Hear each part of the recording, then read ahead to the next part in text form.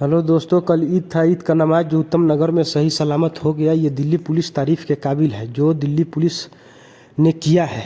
और इसमें दिल्ली पुलिस का तो तारीफ़ बनता ही है, दिल्ली हुकूमत का भी ये तारीफ़ बनता है कि जो कि दंगा फसाद नहीं होने दिया। दिल्ली जैसे शहर में, दिल्ली जो देश की राजधानी है, जिसमें एक इतनी बड़ी साजिश चल रही थी कि दिल्ली में दंगा फसाद किया जाए, मुसलमानों को मारा जाए, मुसलमानों को कत्ल किया जाए। सही में अगर ये दिल्ली पुलिस, दिल्ली हुकूमत इस पर एक्शन नहीं लेती तो यहाँ दंगा फसाद हो जाता और दिल्ली में नमाज भी सही से नहीं होता। तो इससे पूरी दुनिया में एक गलत इमेज जाता हिंदुस्तान का, जैसे कि पहले से भी गया है। ये 14-15 साल में पहला मर्तबा ये हो रहा है कि दिल्ली में सही सलामत नमाज हुआ है। और दिल्ली पुलिस का भी तारीफ़ बनता है कि दिल्ली पुलिस ने सही सलामत ये करवाया है।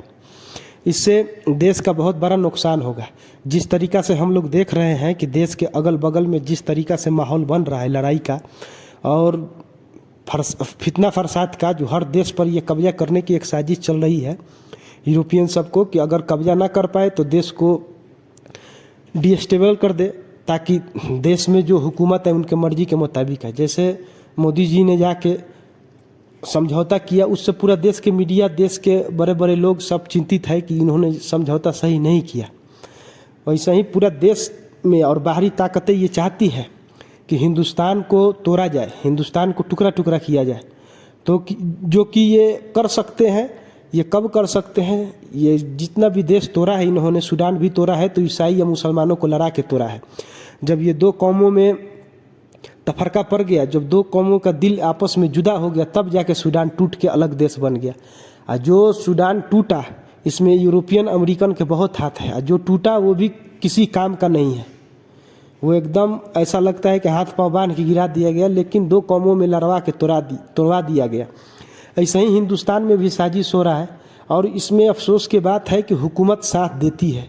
जितना दिन से दंगा फसाद हो रहा है, हमें डर है कि कोई बुरी नज़र हिंदुस्तान को ना लग जाए। अगर ये बुरी नज़र लगा तो फिर हिंदुस्तान के आम पब्लिक तबाह हो जाएंगे।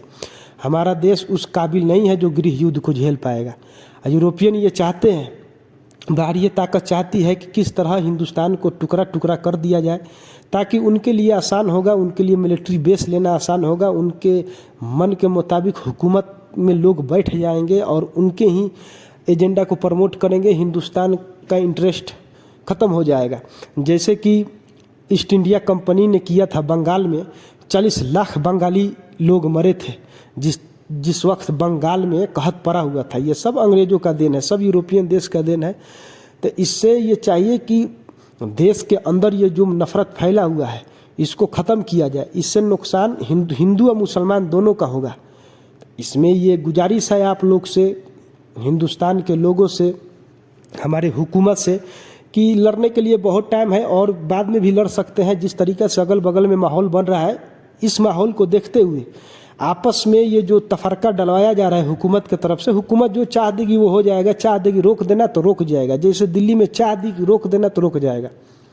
ये सब हुकूमत के हाथ में होता है, क्योंकि हुकूमत के हाथ में पूरा पावर होता है स्टेट का, देश का।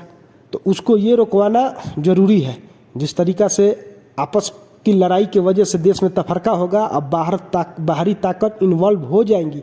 अगर ये ताकत इन्वॉल्व हो गई तो हमारे देश के लिए बहुत मुश्किल हो जाएगा। हिंदू, मुसलमान, सिख, ईसाई सब के लिए मुश्किल हो जाएगा। 70-80 साल हुए हम लोग को गुलामी से निकले हुए, और फिर हम गुलामी में चल जाए अपने करतूत की वजह से। ये कोई चालाक होशियार कौम का काम नहीं है कि जो फिर से चला जाए उस गुलामी में। यूरोपियन का आप लोग मिजाज जानते हैं, वो गुलाम खोजते हैं।